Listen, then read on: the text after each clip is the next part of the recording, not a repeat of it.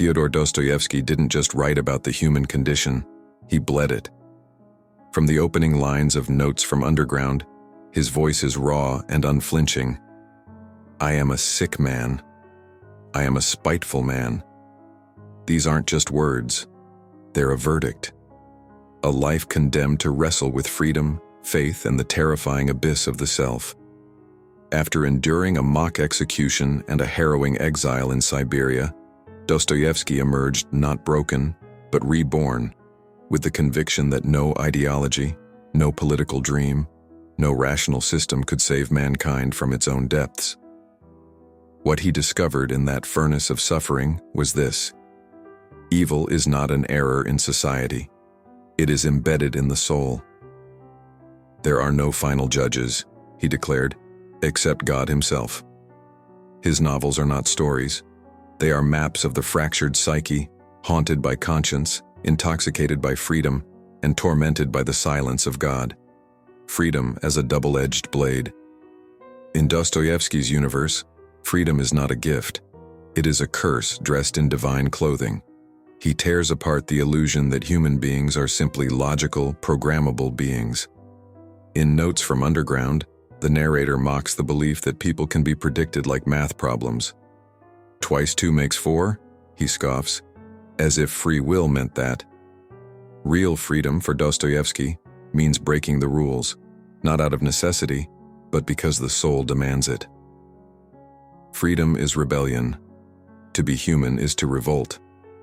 Dostoevsky's characters often act against their best interest, not because they are irrational, but because they refuse to be reduced to formulas. His infamous underground man dreams of smashing society's wisdom just to assert his right to chaos. Man wants independent choice, he writes, even if that choice leads him to the abyss. Choice is a burden, but this freedom is no romantic fantasy. It is heavy. Every man, Dostoevsky tells us, stands at the crossroads of good and evil, and every step forward is a moral step.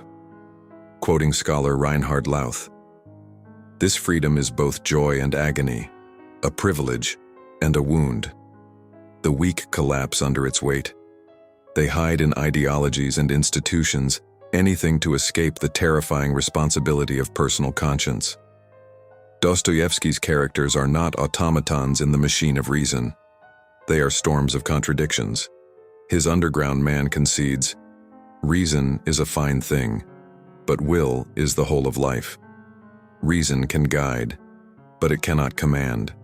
The will, irrational, wounded, holy, is what defines human existence. Even when it leads to destruction, it is still life. Glorious, mad, painful life. And that, for Dostoevsky, is the point. Better a man who chooses ruin than one who is safely programmed to behave. For what dignity lies in a life where all answers are given, all choices made in advance? The true human being, he believed, lives outside the arithmetic, and sometimes, especially when they're most free, they choose to walk into darkness, not out of ignorance but because something deeper than logic tells them to. Dostoevsky's moral crucible, conscience, guilt, and the silent God. Freedom in Dostoevsky's world is not a doorway to peace, it is the entrance to torment. With every free act comes a burden no law can measure, the weight of conscience. To Dostoevsky, guilt is not merely a social construct, it is a metaphysical force. Even before punishment is handed down by courts, the soul has already begun its own inquisition. As Porphyry, the shrewd investigator in crime and punishment, calmly observes, if he has a conscience, he will suffer for his mistake. That will be his punishment, as well as the prison. Raskolnikov's journey proves the point. Long before his trial, he is a prisoner to his own mind. His torment is internal. His nightmares are the judge. His guilt is the executioner. The tyranny of conscience. Dostoevsky returns again and again to a central truth. No ruler is harsher than a man's awakened conscience. Raskolnikov doesn't just murder 2 women, he murders his own innocence. He becomes what he calls a criminal with the soul of a saint. Even sleep offers no mercy. In his dreams, he is indicted by his own heart. The true punishment, Dostoevsky suggests, does not come from judges. It is born inside the one who transgresses. The weight of suffering. Dostoevsky believed that the deeper a person feels, the more they suffer. Great intellect and great compassion do not shield one from agony, they amplify it. As Raskolnikov says, pain and suffering are always inevitable for a large intelligence and a deep heart. The really great men must, I think, have great sadness on earth.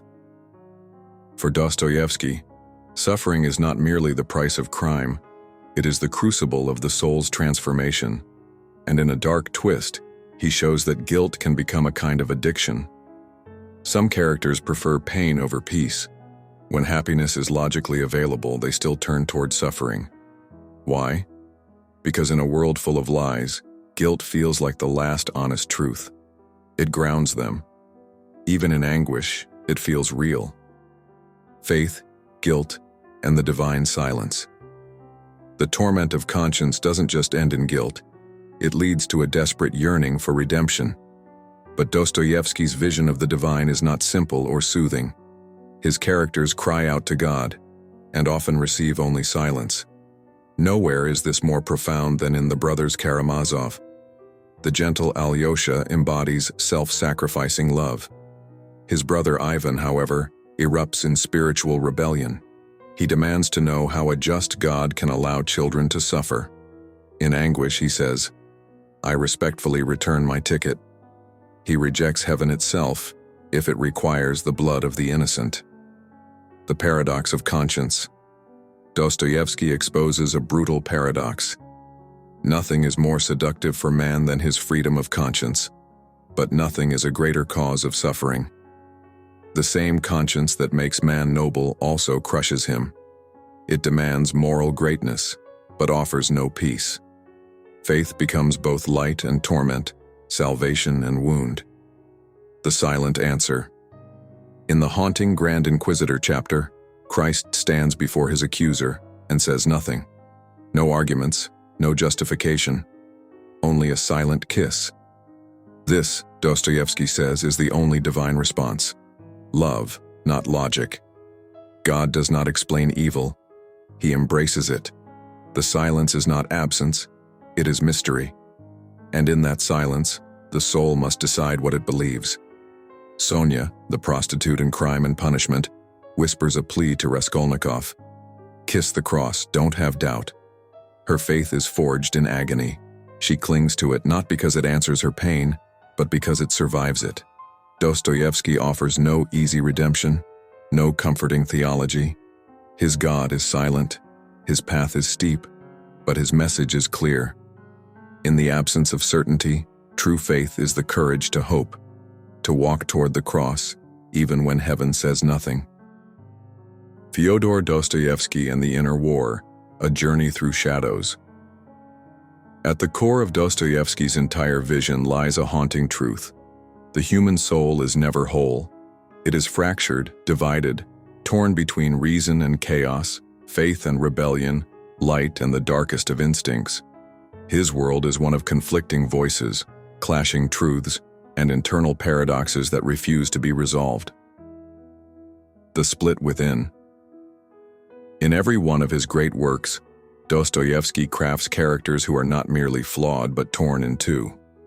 Raskolnikov sees himself as a new Napoleon, above morality, yet his conscience gnaws at him until he breaks.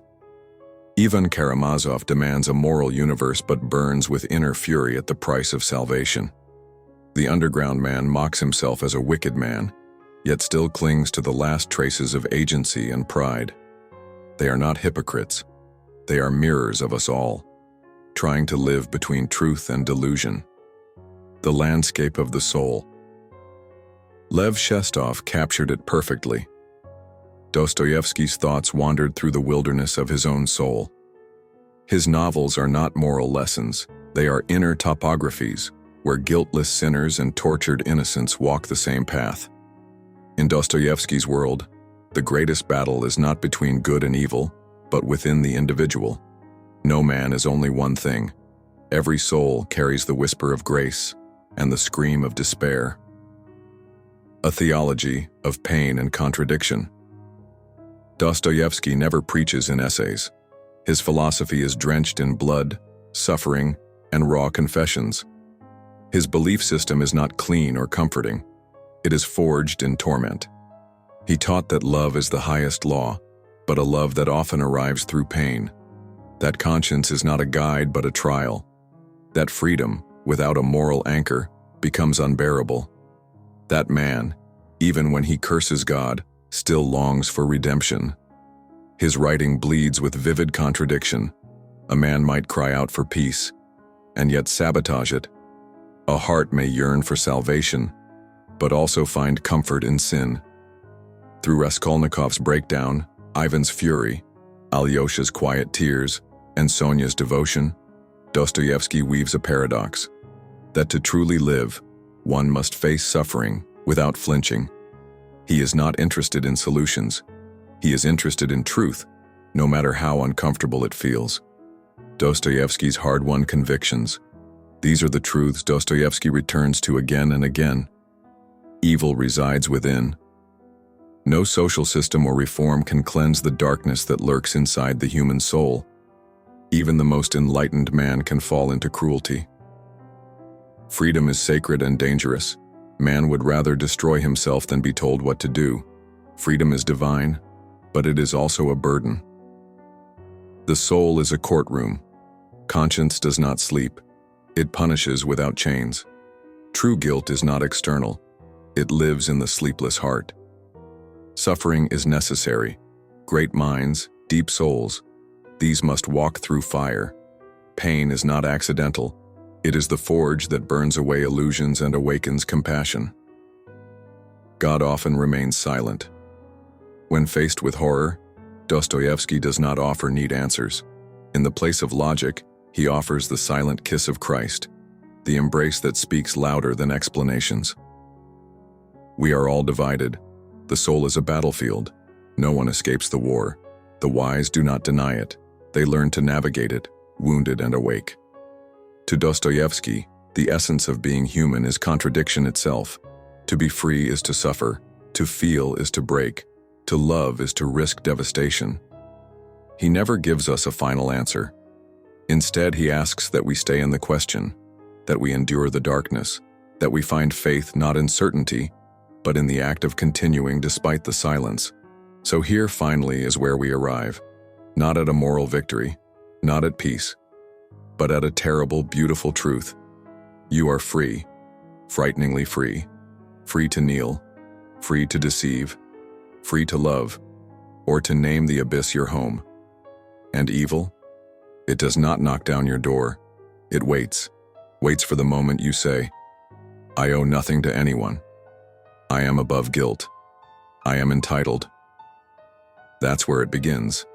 And if you've followed this far, if the words unsettled something inside you, maybe it's because you felt that shadow, in a choice no one saw, in a moment of silence, in the excuses you whispered only to yourself, and yet, you're still here, listening, thinking, breathing.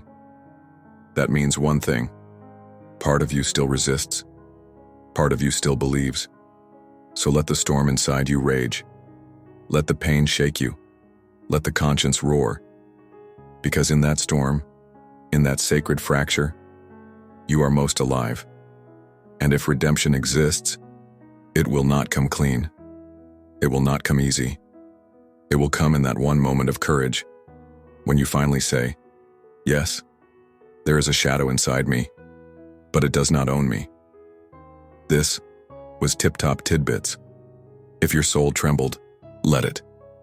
If your thoughts turned dark, face them. Because the war inside you is not a curse. It's the proof you're still human.